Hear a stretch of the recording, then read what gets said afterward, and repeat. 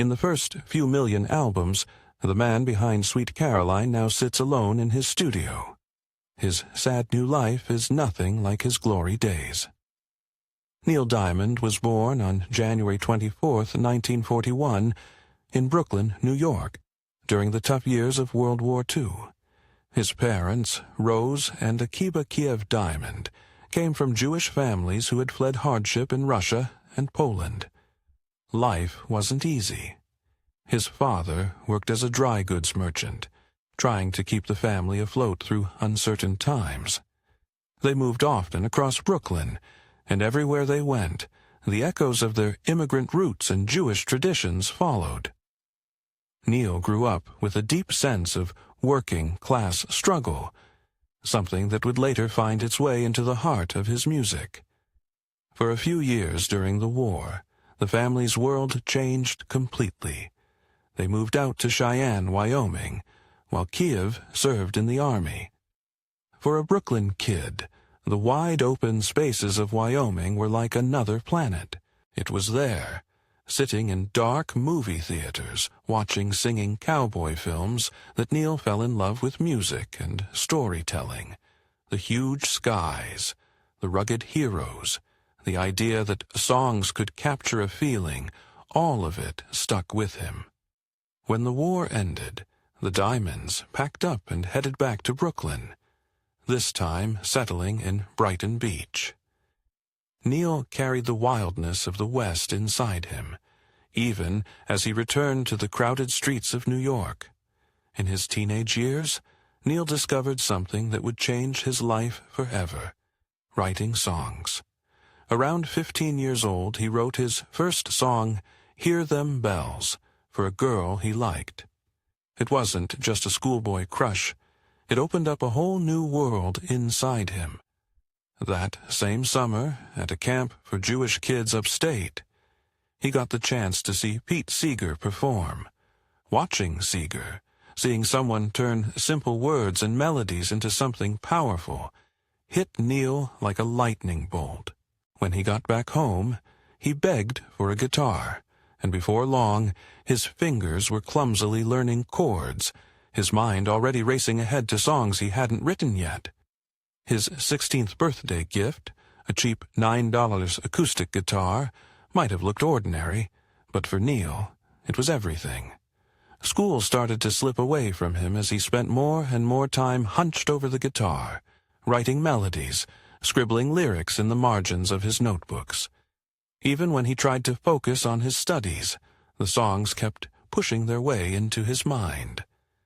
That guitar became a part of him, the first real sign that maybe he wasn't meant to follow the normal path. At Erasmus Hall High School, he joined the chorus, singing alongside a girl named Barbara Streisand.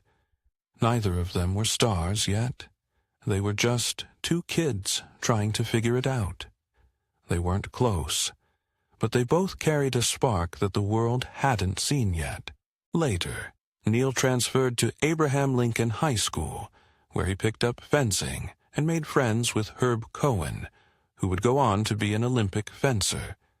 It was an odd mix, music and fencing, but somehow both taught him about focus, discipline, and dreaming bigger than Brooklyn. In 1958, Neil earned a fencing scholarship to New York University. Instead of chasing music, he started out studying to be a doctor, chasing the American dream his parents hoped for. But even as he sat through biology lectures, his mind wandered. Song ideas crowded out anatomy diagrams. By his second year, he was skipping classes to sneak off to Tin Pan Alley, hoping to catch a break as a songwriter. His grades slid, but his dreams only grew stronger. The real turning point came in 1961, just 10 credits shy of a degree. Neil was offered a small songwriting contract, $50 a week. It wasn't much, but it was enough for him to make the biggest gamble of his life. He dropped out of college, walking away from a secure future to chase a crazy, uncertain dream. His parents were heartbroken, especially his father, who couldn't understand why his son would throw everything away. It would take years and a lot of hits before that wound started to heal. At Sunbeam Music Publishing, Neil learned that the business side of songwriting wasn't exactly romantic. He was crammed into a tiny room, expected to churn out catchy tunes for artists he didn't even know. Every time he tried to write something personal, something real, it got rejected for being too complicated. Day after day, he felt his spirit shrinking. When Sunbeam finally let him go, Neil felt crushed, but also strangely free. He realized he would have to do it his own way, or not at all. Neil Diamond's start in the music business was full of hope, but also a lot of heartbreak. In 1962, he tried teaming up with his friend Jack Packer. They called themselves Neil and Jack, and released a couple of songs, but nothing took off. Later that year, Neil got a solo contract with Columbia Records. It felt like a big break. In July 1963, he released a single called Clown Town, with At Night on the other side. Music magazines gave it good reviews, but it didn't sell. It didn't even come close to hitting the charts. Columbia didn't waste any time. They dropped him without a second thought. That's when the hard years began. Neil was broke, barely surviving. Some days, he only had 35 cents to spend on food, just enough for a little something to eat. He wrote songs anywhere he could, on buses, in empty rooms, and even on an old piano he found above a New York City club called Birdland. It was a lonely and painful time, but somehow the songs started to get better. Without pressure, he found his voice. Later, he said that it was during this time that he wrote songs with something real inside them. Songs like Cherry Cherry and Solitary Man were born out of that struggle. In November 1965, things finally started to change.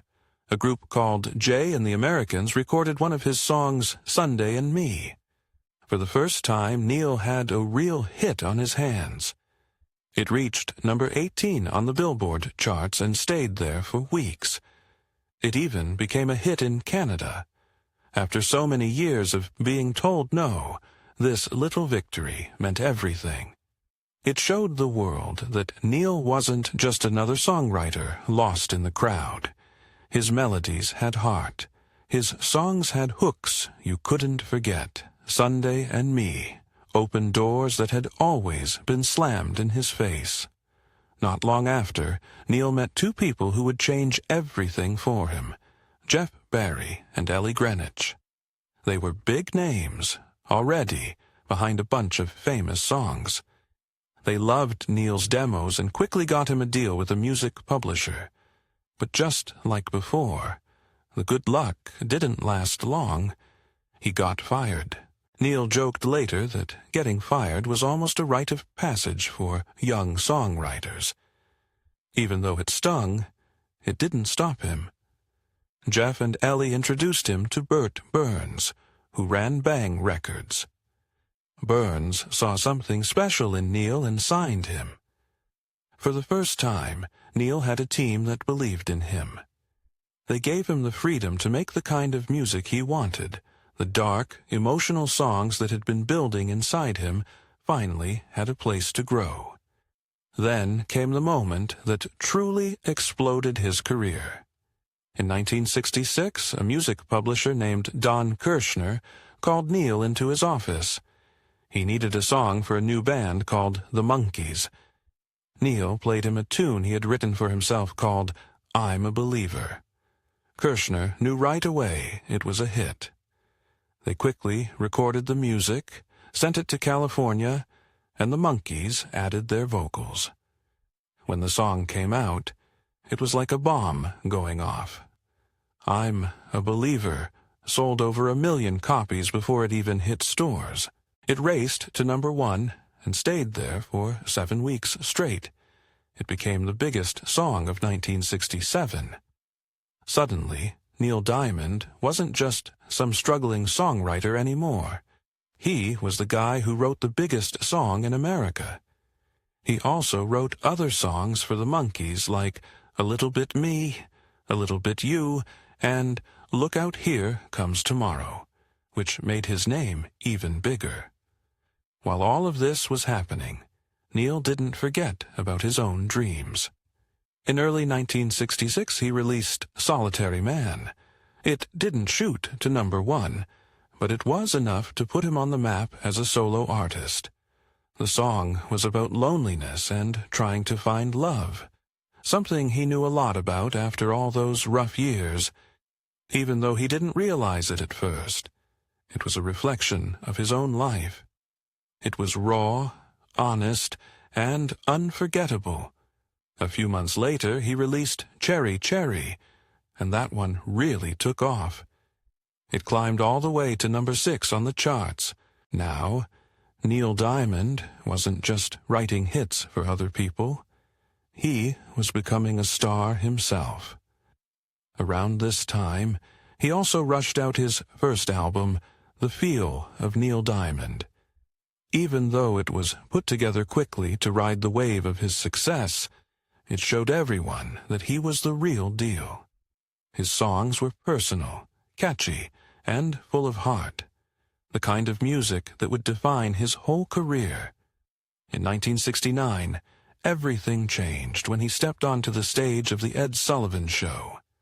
That night, millions of Americans saw Neil Diamond for the first time. He sat on a simple stool and sang Sweet Caroline, pulling the audience into his world with nothing but his voice and the story in his song. When he came back for his second performance, the stage was transformed.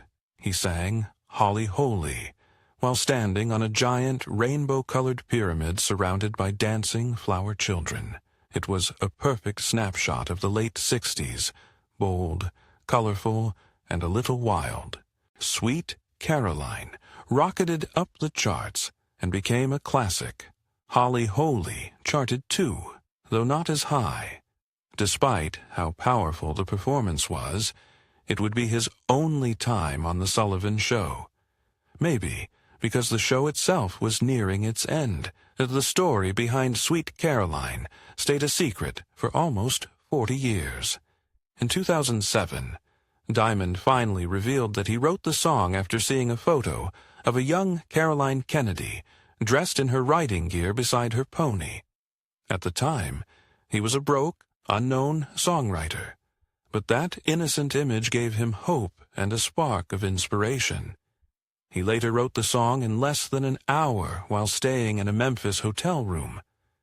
When he told the story years later at Caroline Kennedy's 50th birthday party, it made the song even more special. Over time, Sweet Caroline took on a second life as the Boston Red Sox adopted it as their unofficial anthem, playing it at every home game.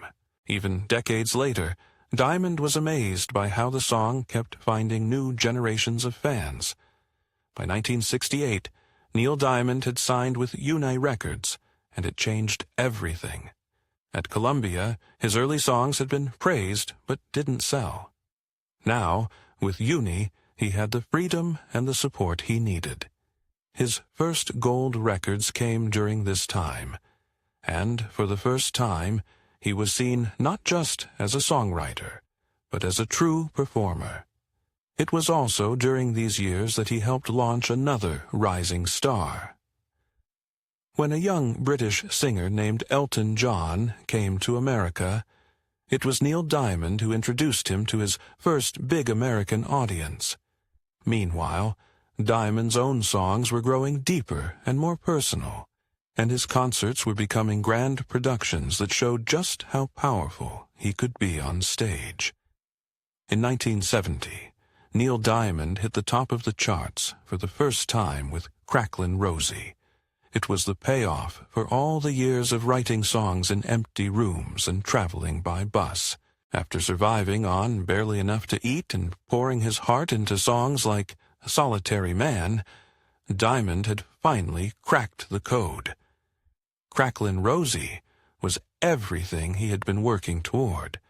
A catchy melody, emotional lyrics, and a sound that stuck in people's heads.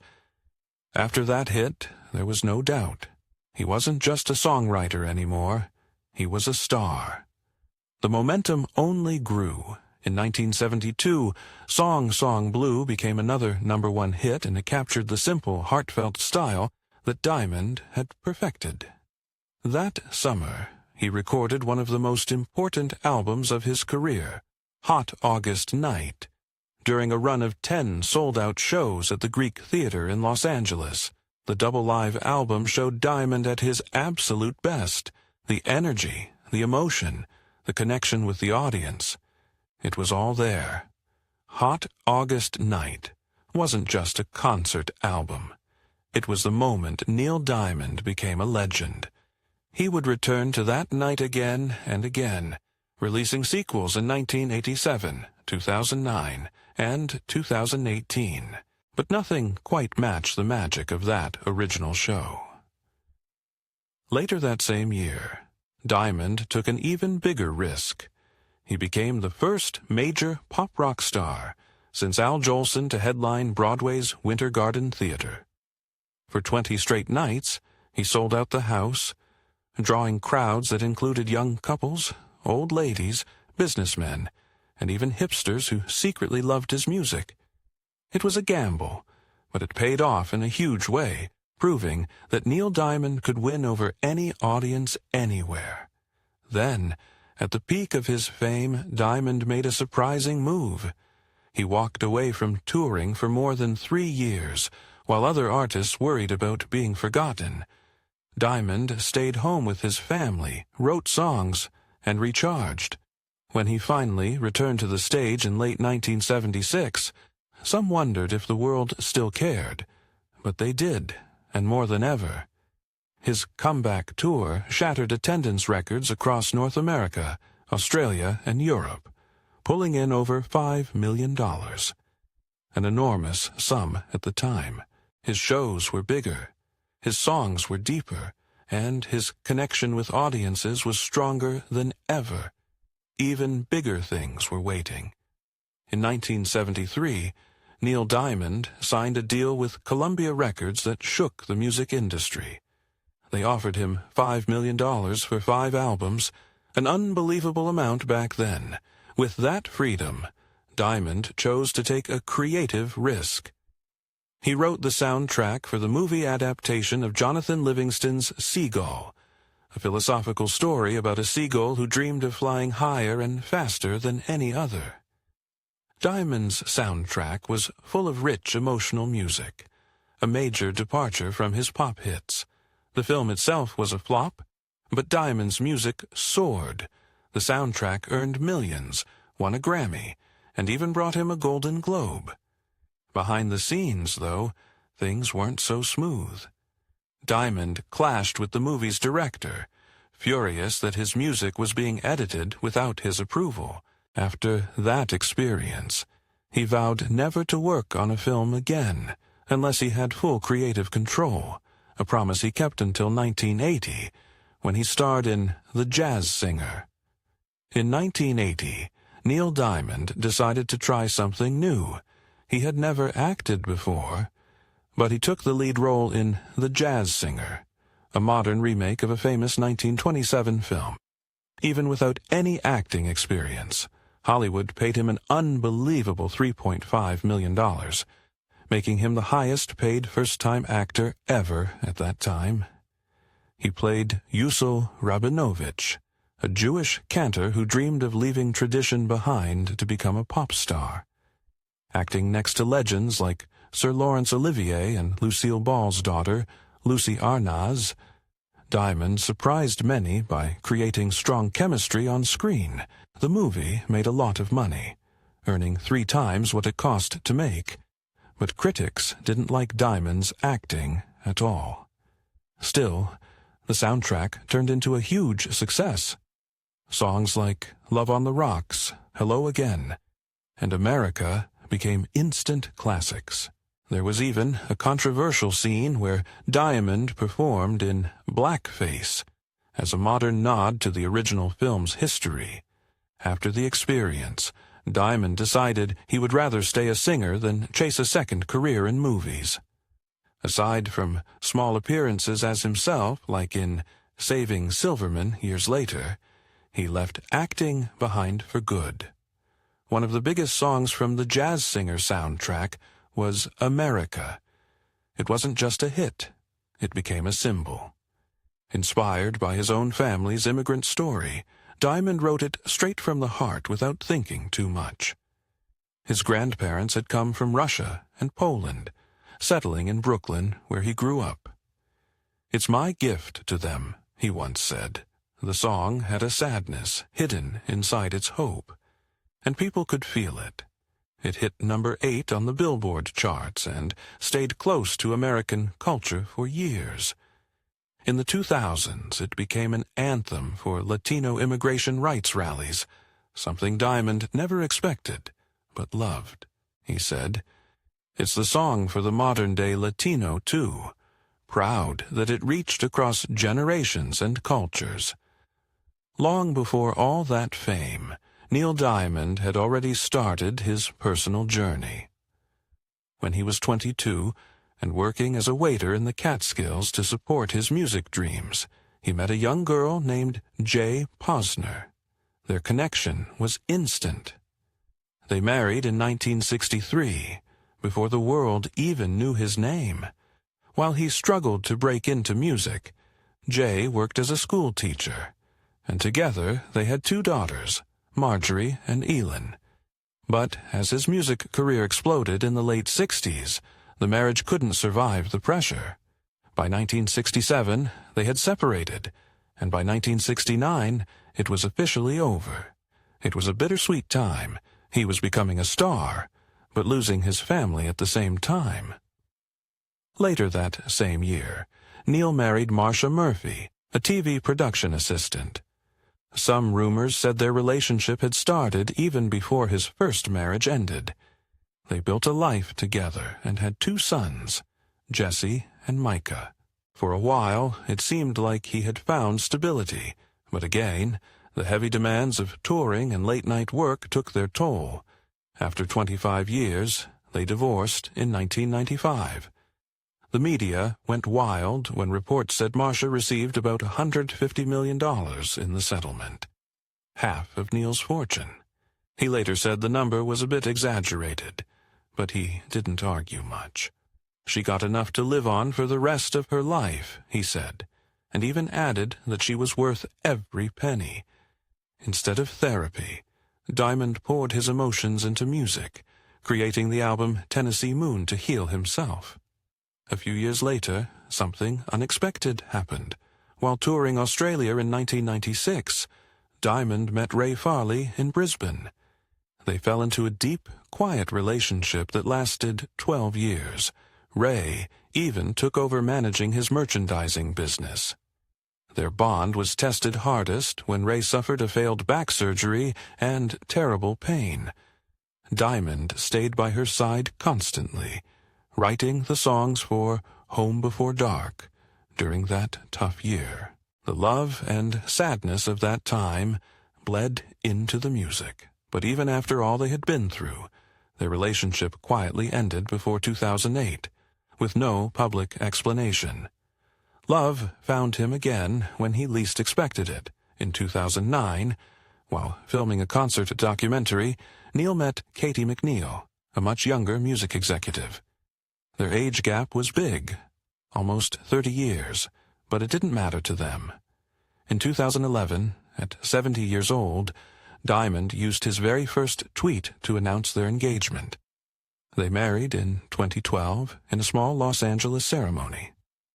Neil, looking back at all his failed marriages, said he didn't want to end his life alone. This time, he had found someone who truly understood the journey with him. Katie would later become his manager, too, standing by him through his 2018 Parkinson's diagnosis, which forced him to retire from touring after 50 incredible years on the road. Even as he was dealing with personal changes, Neil's career took a sharp and powerful turn. In 2005, he teamed up with famous producer Rick Rubin and released 12 songs. The album marked a full-circle return to his raw, emotional style, and it shocked everyone by debuting at number 4 on the Billboard charts. Rubin pushed Neil to slow down, play his guitar again, and strip back the fancy production. Some of the sessions even captured the last performances of the legendary Billy Preston. The project didn't just sell well. It changed the way Diamond performed live too, bringing back the fire of his early days. Another unexpected twist in Diamond's career came from a song he had written long before. His track Red, Red Wine exploded globally, thanks to UB40's reggae version. Funny enough, the band didn't even know it was a Neil Diamond song. They thought N. Diamond was a Jamaican artist. Their version became a massive hit in the UK in 1983, and even bigger in the United States 5 years later when it reached number 1. Diamond loved it so much that he started performing their reggae version at his own concerts, embracing the new life they had given his old song. Neil Diamond's music kept finding new audiences in surprising ways. Quentin Tarantino's Pulp Fiction featured Urge Overkill's dark and moody version of Girl, You'll Be a Woman Soon, turning the old tune into a haunting new classic. Deep Purple turned Kentucky Woman into a roaring rock song. Johnny Cash gave Solitary Man a raw country soul. In 2009, stars like Adele, Coldplay, and Foo Fighters paid tribute to Diamond's influence, showing just how many genres his songs could fit. The industry also recognized his greatness. Diamond was inducted into the Songwriters Hall of Fame in 1984, and later the Rock and Roll Hall of Fame in 2011. Selling over 125 million albums worldwide was a huge achievement, but even bigger was the emotional connection he had with fans across generations. He wasn't just a star, he became part of people's lives. In January 2018, just a few days before his 77th birthday, Neil Diamond made a heartbreaking announcement. He told the world he had been diagnosed with Parkinson's disease and had to retire from touring. The news came out of nowhere. He was right in the middle of his 50th anniversary tour, with big shows planned in Australia and New Zealand. But Parkinson's, with its tremors and balance problems, made it impossible for him to keep performing the way he wanted. In his message to fans, he said he was deeply disappointed, but promised he would keep writing and recording songs. It was the end of 5 decades of live performances that had brought joy to millions. He ended his farewell with a line from his biggest hit, thanking his fans. "This ride has been so good, so good, so good, thanks to you." The music world was stunned. Even at his age, Neil was still giving powerful shows that made people forget how old he was. But stepping away from the stage wasn't easy for him. At first, Neil didn't even want to believe he was sick. In a 2023 interview, he admitted he stayed in denial for almost 2 years. When the doctor told him about the diagnosis, Neil simply said, "I'll see you whenever you want to see me. But I have work to do." He pushed it aside, focusing on making music in his Los Angeles studio, surrounded by trophies from a lifetime of success. Yet inside, a storm was brewing. It wasn't until 5 years later that something inside him shifted. By April 2023, Neil said he finally felt a strange calm. "Things have gotten very quiet," he shared. "I find that I like myself better. I'm easier on people. I'm easier on myself." It took years of struggle before he could find that kind of peace. While Neil was fighting his private battles, something unexpected helped him heal. In December 2022, a Broadway show about his life called A Beautiful Noise opened in New York. It wasn't just a simple musical. It showed his real struggles, loneliness, heartbreak, depression, and it didn't sugarcoat anything. The show was framed as therapy sessions with songs sparking memories from his past. Watching it was hard for Neil. He admitted he felt embarrassed, flattered, and scared all at once. When asked what scared him the most, he answered with deep honesty. Being found out is the scariest thing, because we all wear a facade, and the truth is, I'm not some big star, I'm just me. Even though he had stepped away from touring, Neil still found ways to surprise his fans. On the night A Beautiful Noise opened, he showed up without warning. From the balcony, he led the crowd in singing Sweet Caroline, and the theater shook with joy. It was his first performance in New York since 2017, and people could hardly believe their eyes. That wasn't the only time he came back to sing. In 2022, he appeared at a Red Sox game in Boston and sang Sweet Caroline again, thrilling baseball fans who had made the song their anthem. Earlier, he had sung at a charity event in Las Vegas, and even during the early days of the pandemic, he created a special hand-washing version of Sweet Caroline to lift people's spirits.